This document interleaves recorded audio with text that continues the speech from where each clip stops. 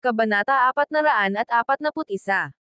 Dahan-daang naglakad si Edwin. Sige lang at tumakbo ka. Lumingon si Sebastian para harapin siya. Ang kanyang mga mata ay nagliliyab sa nakamamatay na layunin. Edwin, huwag mo akong sagarin. Kung pipilitin mo akong lumaban hanggang dulo, pababagsakin rin kita. Sandaling bakas sa mukha ni Edwin ang takot bago mabilis na nakabawi. Bata, hindi mo ako maloloko. Kung kaya mo, hindi ka tatakas. Kung hindi ka naniniwala sa akin, pagkatapos ay dalhin ito sa. Tingnan natin kung maaari kong putulin ang iyong fucking ulo. Malamig na sagot ni Sebastian. Siya ay na-corner sa isang nakausli na bangin, kung saan nakaharang si Edwin sa kanyang tanging ruta ng pagtakas. Isa itong do or die battle. Huwag mo akong tangkaing linlangin sa iyong katapangan. Sabik akong makita kung nakuha mo na ang kailangan para patayin ako. Hindi madaling natakot si Edwin. Sa isang mapang-asar na ungol nagpakawala siya ng isang malakas na hampas ng espada. Nagdistansya siya at piniling hamampas mula sa malayo. Ang diskarte na ito ay nagpapahintulot sa kanya na umatake ng hindi sumasara. Nagbigay din ito sa kanya ng kalamangan na mabilis na umatras kung ang mga bagay ay tumagilid. Hindi nakaiwas si Sebastian sa pag-atake, kaya itinaas niya ang kanyang punyal bilang depensa. Ang atake ni Edwin ay tumama ng may isang dumadagandong na kalabog, na nagpamanhid sa braso ni Sebastian at naging sanhi ng kanyang panloob na enerhiya na tumalon ng husto. Sabik na akong makita kung gaano karami sa aking mga atake ang kaya mong tiisin. Napangisi si Edwin habang nagpapakawala ng sunod-sunod na matulis at walang humpay na sword energy. Itinaas ni Sebastian ang kanyang punyal habang nagpupumilit na depensahan ang walang humpay na pagsalakay. Ang bawat blow ay isang Herculean na pagsisikap, at halos hindi neva mapanatili ang kanyang depensa. Matapos ilihis ang isang dosenang mga welga, siya ay nanghina at umatras ng kalahating hakbang. Ang maling hakbang ay halos mawalan siya ng balanse, at isang malamig na pawis ang bumuhos sa kanyang noo. Lumawak ang ngisi ni Edwin nang makita ang kalagayan ni Sebastian. Wala ka nang matatakbuhan, sagutin mo ng tapat ang mga tanong ko, at baka hayaan kitang mabuhay. Ano ang gusto mong malaman? Tanong ni Sebastian. Habang tumatakas siya kanina, kumuha siya ng serpentilol.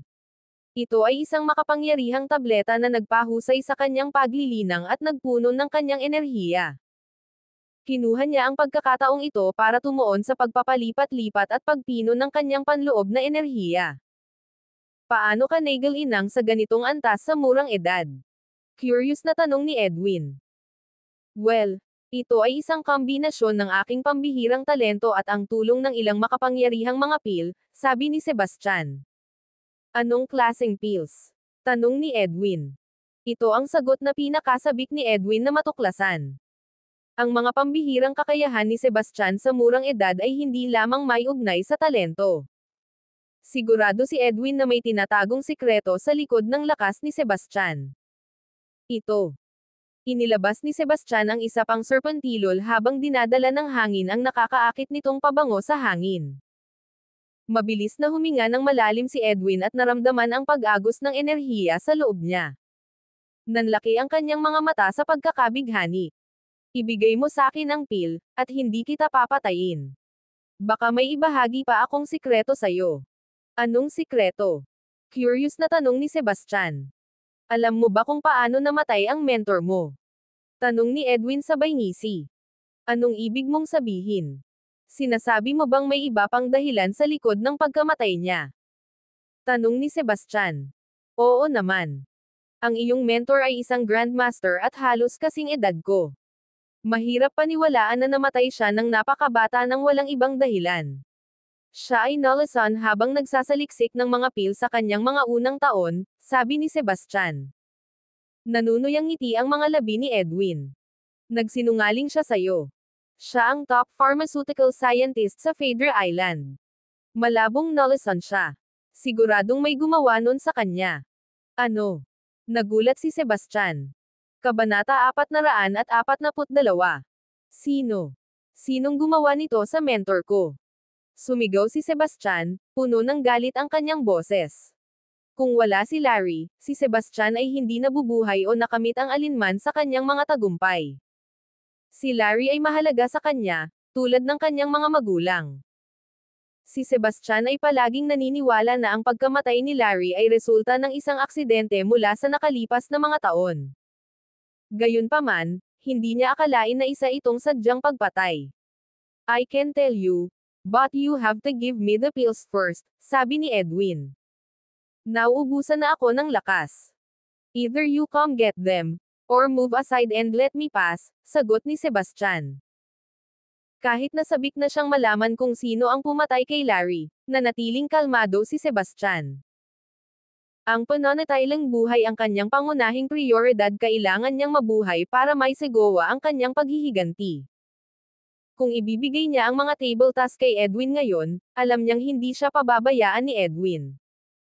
Sebastian, mas mabuting makipagtulungan ka. Walang dahilan para hindi mo sila maitapon sa ganitong distansya. Gawin mo na. Ibubunyag ko kung sino ang pumatay at iligtas ang iyong buhay, sabi ni Edwin.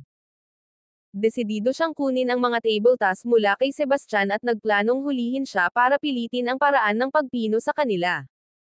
Sa kaalamang ito, naniniwala siya na ang kanyang cultivation base ay maaaring umunlad ng husto. Maaaring iangat siya nito sa demigod realm na lagi niyang pinapangarap. Wala na akong lakas.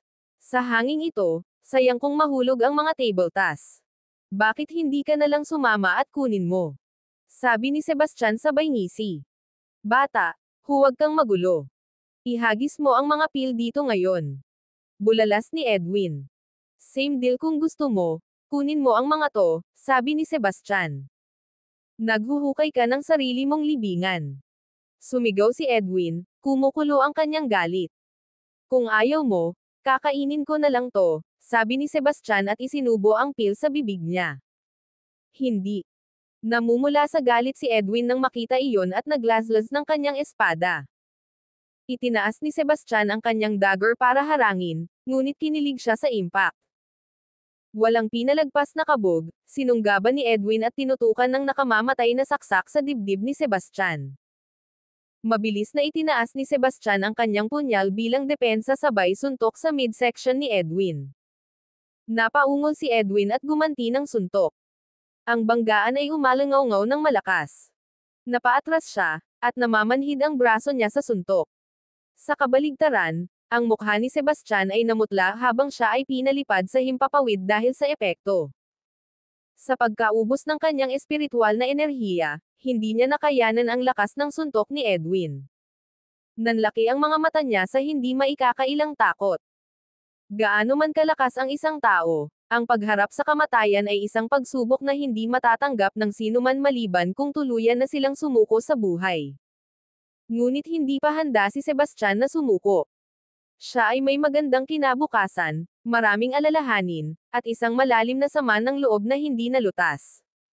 Hindi niya matatanggap na mamatay nang hindi nakikitang natupad ang kanyang paghihiganti.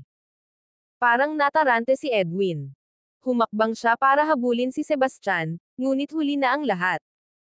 Wala siyang magawa kundi panoorin ang kawalan ng pag-asa sa mabilis na pagbagsak ni Sebastian. Buisit. Ibinagsak ni Edwin ang kamao sa lupa at nilamon ng panghihinayang. Sa sandaling iyon, si Sebastian ay nahuhulog na parang isang mabilis na bala. Bago siya tumama sa tubig, ginamit niya ang kanyang punyal para maglinis ng daanan bago siya bumagsak sa ulo. Nagkaroon ng malakas na pagsabog, parang isang malaking bato na bumagsak sa dagat. Nagpadala ito ng napakalaking spray ng tubig. Ngunit sa Abyss Sea, ito ay isang blip lamang. Mabilis na humaplos ang mga alon at nabura ang anumang bakas ng kanyang pagbaba. Hindi nagtagal, nawala si Sebastian sa malawak na karagatan. Nawala siya ng walang bakas, na parabang nilamon siya ng bangin. Mabilis na natanggap ni Cassandra ang balita ng pagkamatay ni Sebastian. Tumulo ang luha sa kanyang mga mata at dumaloy sa kanyang pisngi. Kabanata 443. Kinuha ni Sebastian ang kainosentehan ni Cassandra, at dapat hinamak niya ito. Noong una, ginawa niya. Ngunit sa paglipas ng panahon, natuklasan niya na isa itong pambihirang lalaki, at unti-unting nabuksan ang puso niya sa kanya. Naramdaman niya ang unang bagzo ng pag-ibig, ngunit patay na siya bago niya ito lubusang may akap. Sebastian, ipaghihiganti kita, tahimik niyang saad. Hindi nagtagal, nalaman nila na ang pagkamatay ni Sebastian mula kay Cassandra. Nawasak siya sa balita, at umiyak siya hanggang sa mawalan siya ng malay. Pati si Bruce ay nadurog ang puso. Sebastian, ipaghihiganti kita.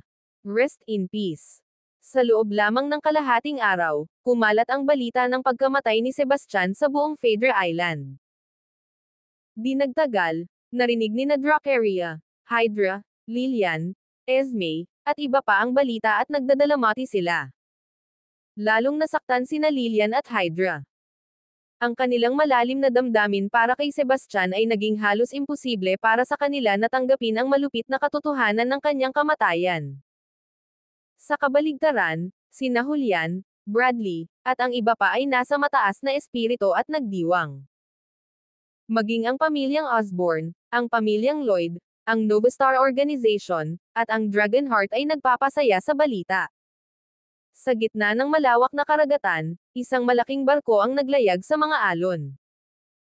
Ilang kabataang lalaki at babae ang nakatayo sa kubyerta, nag-uusap at ninanamnam ang simoy ng hangin. Hoy! May nakikita ka bang tao dyan? Biglang tinuro ng isang babae. Sa di kalayuan, isang maitim na hugis ang bumungad sa tubig. Masyadong malayo para malinawan, pero mukhang tao. Sabi ng lalaki sa tabi niya, ang pinakamalapit na isla ay 10 nautical miles ang layo. Malamang na bangkay iyon na itinapon pagkatapos ng pagpatay, huwag mo na lang pansinin anyway, bahala na ang mga peteng. We should check it out. Paano kung buhay pa ang taong iyon? Giit ng babae. Artemis Strauss, dapat mas alam mo. Kahit na buhay na tao, patay na sila ngayon, sabi ni Clara Strauss. Tumanggo naman ang iba bilang pagsang-ayon. Sa kabila ng pag-alam na ang mga posibilidad ay maliit, ang pakikiramay ni Artemis ay umakay sa kanya upang kumilos. Sinabi niya sa kapitan na patnubayan ang barko palapit at inutusan ang mga tripulante na hilahin ang figure mula sa tubig. Hindi ko maintindihan. Anong punto ng pagkuha sa isang bangkay? Nakakainis. Naiinis na sabi ni Clara. Oo, tingnan mo kung gaano siya kabukol. Matagal na siyang lumulutang, at ang bango niya. Naiinis na pinisil ni Bethany Claude ang kanyang ilong. Hindi, humihinga pa siya. Tiningnan ni Artemis kung humihinga pa ang lalaki at nakaramdam ng mahinang hininga. Sa sobrang tuwa, mabilis siyang humingi ng tulong. Kung sabik na sabik kang iligtas siya, gawin mo ito sa iyong sarili. Hindi ko ginagalaw ang kasuklam-suklam na bagay na iyon, naiinis na sabi ni Clara. Mabilis na tinakpan ng iba ang kanilang mga ilong, malinaw na wala silang balak tumulong. Walang pagpipilian si Artemis kundi ang kunin ang mga bagay sa sarili niyang mga kamay. Gamit ang kanyang basic first aid skills, dahan-dahang binuksan ng lalaki ang kanyang mga mata. Gising ka na pala. Isang nasisiyahang ngiti ang sumilay sa mukha ni Artemis. Nadama niya ang isang malalim na pakiramdam ng katuparan mula sa pagbabalik ng isang tao mula sa bingit ng kamatayan. Sino ka? Nasaan ako? Naguguluhang tanong ng lalaki. Ako si Artemis Strauss. Nasa barko ka. Iniligtas kita mula sa karagatan, paliwanag niya. Salamat. Sabi niya. Anong pangalan mo? Paano ka napunta sa tubig? Curious na tanong ni Artemis. Ako ay. Biglang tumahimik ang lalaki. Wala siyang maalala tungkol sa sarili niya. Kabanata 444. Sino ako? Bakit wala akong maalala? Patuloy na hinahampas ng lalaki ang kanyang ulo. Nakaramdam siya ng paninikip ng ulo. Nawalan ka na siguro ng memorya. Dahil wala kang maalala, huwag mo nang i-stress iyon. Hahanap ako ng doktor na susuriin kapag dating natin sa Phoenix Island. Si Dr. Lawrence ay napakahusay at maaaring tulungan kang mabawi ang iyong memorya, muling pagtitiwala ni Artemis sa kanya. Artemis, what on earth are you thinking? Wala kaming alam sa nakaraan niya. How could you possibly bring him back with us? Hindi sumasang-ayon na sabi ni Clara. Madiin na tumanggo si Bethany. Tama siya. Ang Phoenix Island ay mahigpit na ipinagbabawal sa mga tagalabas.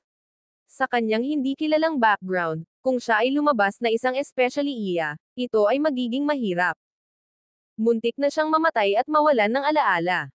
Paano siya posibleng maging especially iya? Kontra ni Artemis. Kahit hindi siya especially iya, may mahigpit na panuntunan ang ating isla tungkol sa mga tagalabas. Hindi mo na siya maibabalik, giit ni Clara. Tumanggo naman ang iba bilang pagsang-ayon. Nadismaya si Artemis. Ano pa ba ang magagawa natin? Hindi natin siya pwedeng hayaang maanod sa malawak na karagatan. Anong ibig mong sabihin dyan? Dapat hindi mo siya niligtas kanina. Itapon mo na lang siya sa dagat, sabi ni Clara. Paano mo nasabi? Ang pagtapon sa kanya sa dagat ay walang pinagkaiba sa pagpatay sa kanya. Hindi ako papayag, argued ni Artemis. Anong sinisigawan ng lahat? Anong nangyayari dito? Isang makapangyarihang boses ang pumutol sa tensyon nang lumabas ang ilang figure mula sa cabin ng barko. Ang pinuno ay isang matangkad, nasa katanghaliang gulang na lalaki na nasa gilid ng dalawang lalaki na magkapareho ang edad. Dad, Uncle Robert, Uncle Amos, bati ng grupo. Ang mga taong ito ay mula sa Phoenix Island. Isa itong maliit at nakabukod na isla sa Abisi na kilala lamang ng iilan. Ang isla ay tahanan ng 3 malalaking pamilya, at ang 3 nasa katanghaliang gulang na mga lalaki ang mga patriarch ng mga pamilyang ito. Ang pinuno ay si Robert Claude, ang patriarch ng pamilya Claude, habang ang dalawa pa ay sina Cliff Strauss at Amos Lawrence. Sabi ni Artemis, may niligtas ako mula sa dagat. Nawalan na siya ng alaala, kaya umaasa akong maibalik siya sa Phoenix Island para gamutin. Kapag gumaling na siya, paalisan na namin siya. Sana pumayag si Uncle. Bagamat miyembro siya ng pamilya Strauss, si Cliff ang kanyang tiyuhin, hindi ang kanyang ama. Tay, hindi alam ang pinanggalingan ng lalaking ito, at mahigpit na ipinagbabawal ng ating isla ang mga tagalabas. Hindi ka makakapayag dito, pagsingit ni Clara. Clara, hindi ba't sinabi ko sa iyo na ang pagliligtas ng isang buhay ay mas mahalaga kaysa sa anupaman? Mayroon tayong mga patakaran laban sa pagpapapasok ng mga tagalabas, ngunit hindi sila nakatakda sa bato. Hindi ba nakabisita ang ibang tao sa ating isla nitong mga nakaraang taon? Bulyo ni Cliff. Mga prominenteng tao yon mula sa major families at clans. Walang pagkakakilanlan ang taong to. Paano nyo siya naikumpara sa kanila? Sagot ni Clara. Tama na. Sambit niya. Nilinggan niya sina Robert at Amos. Mr. Claude, Mr. Lawrence, ano sa tingin nyo? Sinabi ni Robert, ang pagbabalik sa kanya ay hindi isang malaking isyo. Gusto kong linawin ang isang bagay. Dahil iniligtas siya ng iyong miyembro ng pamilya at pinilit na ibalik siya, mananagot ka kung may nangyaring mali. Oo naman. Napatingin si Cliff kay Artemis. Simula noong nailigtas mo siya, pananagutan mo siya sa isla. Kung may mangyari, ikaw ang bahala. Salamat, Tito, sabi niya. Pagkaraan ng 2 araw, dumaong ang malaking barko sa isang isla. Hindi kalakihan ang Phoenix Island at tinatayang mas mababa sa 1/10 ng laki ng Phaedra Island. Kabanata 445. Ang mga mapagkukunan ng espiritual na enerhiya ng Phoenix Island ay labis na kulang, ngunit ito ay mas mahusay kaysa sa mabigat na polusyon sa malalaking lungsod. Ang pinakatanyag na tampok nito ay ang pambihirang pag-iisa. Ang 3 malalaking pamilya ay nanirahan sa isla ng mahigit 1,000 taon at namuhay ng medyo mapayapa. Pwede kang manatili dito pansamantala. Inakay ni Artemis ang lalaking iniligtas niya mula sa pagkalunod sa isang kuweba. Dito ako kadalasang nagbubungkal. May stone bed at ilang bedding sa loob. I'll bring you some daily essentials later. Salamat, sabi ng lalaki. Siya si Sebastian. Ang pagbagsak mula sa bangin ay nakapipinsala. Sa kabila ng kanyang kakilakilabot na pangangatawan, napakalakas ng impact sa kanyang ulo na naging dahilan ng pagkawala ng kanyang memorya. Dahil sa kanyang dual cultivation, nakaligtas siya. Kung hindi, Kahit ang isang kasing lakas ni Julian ay hindi makakarating. Nga pala, nawalan ka ng memorya at hindi mo alam ang pangalan mo. Paano na lang kung bibigyan kita ng isa? Mula nang matagpuan kita sa tubig, tawagin na lang kitang Seamus, mungkahi ni Artemis. Tumanggo si Sebastian. Magpahinga ka muna. Bibilhan kita ng mga pang-araw-araw na kailangan at pagkatapos ay dadalhin ka kay Dr. Lawrence para magpa-check up. Umalis siya sa kuweba at hindi nagtagal ay bumalik na may dalang mga gamit sa banyo at mahahalagang gamit. Pagkatapos, dinala niya siya para makita si Amos. Ang Phoenix Island ay maliit at kakaunti ang populasyon. Mayroon lamang itong 3 nayon, bawat isa ay tahanan ng isa sa mga pangunahing pamilya. Sa kabuuan, mayroong humigit kumulang 1,000 mga naninirahan. Ang kabuoang populasyon ng 3 pangunahing pamilya ay wala pang 5,000. Wala pang 10% ang mga magsasaka, at ang kanilang mga kasanayan ay malayo sa Katangi-Tangi. Tanging ang mga patriarch ng 3 pangunahing pamilya ang nakarating sa Divine Realm. Si Amos ay isang matandang lalaki sa edad na 70. Sinuri niya si Sebastian at napagpasyahan niya na mayroon siyang brain contusion. Kaya, nagpatuloy si Amos sa paggamot sa acupuncture. Nang makita ni Sebastian ang mga karayom, nakita niyang pamilyar ang mga ito, at nagsimulang lumabas ang mga pira-pirasong alaala. Gayunpaman, ang pagsisikap na alalahanin ang mga ito ay nagdulot sa kanya ng sakit ng ulo, kaya kinailangan niyang sumuko. Dr. Lawrence, babalik ba ang alaala niya? Tanong ni Artemis. Mahirap sabihin. Ibalik mo siya bukas, pero hindi ko masisiguro kung kailan o kung babalik pa ba ang alaala niya.